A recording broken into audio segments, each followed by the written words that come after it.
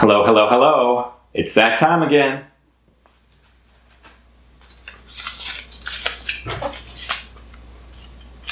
If I can get the paper open. How do I change a long-standing habit? Okay. Patience.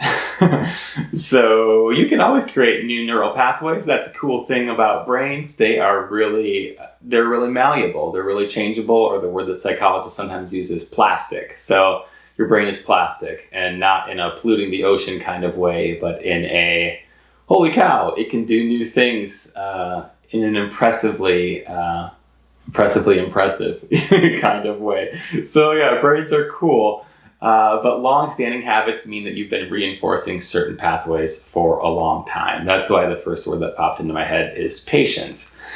You can start reinforcing new pathways by building new habits, but just know that those are going to take some time as well. So baby steps. The key to changing long-standing habits is baby steps. If there's something that, it's hard again because I don't know what habit you might be thinking of. If your habit is, I don't know, caffeine or something, baby steps. If you're drinking 5 cups of coffee a day, maybe you don't go down to 0 cups of coffee, but maybe at some point you reduce it to 4, and then, you snail your way to victory from there. And even if it takes you a month, 6 months, a year, 2 years, 5 years to 10 years to build a new habit, that's okay.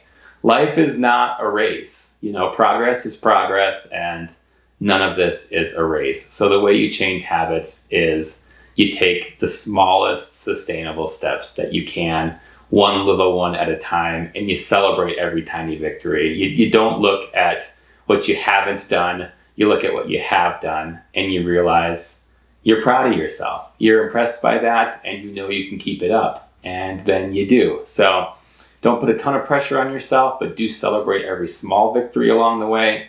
And I think you'll find that small victories add up to really big victories over a long period of time when you're not rushing and you're not racing. When you feel that pressure, then you're more likely to just, I gotta do this. I've gotta fix this. I've gotta change this. That's too hard. That's too much. And then at some point you cave, you crash, and then you feel like a failure. You feel like you were weak, you feel like you should have done better. All this, unnecessary judgment gets placed on things. But tiny sustainable steps, I'm sure you can stick with them, except that most journeys are non-linear. So you have a setback, that's okay. That's still part of the process. You're still on the path. Just keep scooching along forward. And in time, I'm sure you'll get exactly where you want to go.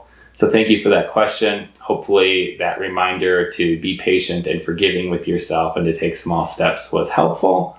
Thanks everybody else for tuning in. I wish you all the best of luck in establishing whatever kinds of healthy habits you're looking to bring into your lives. And I'll see you back here next time.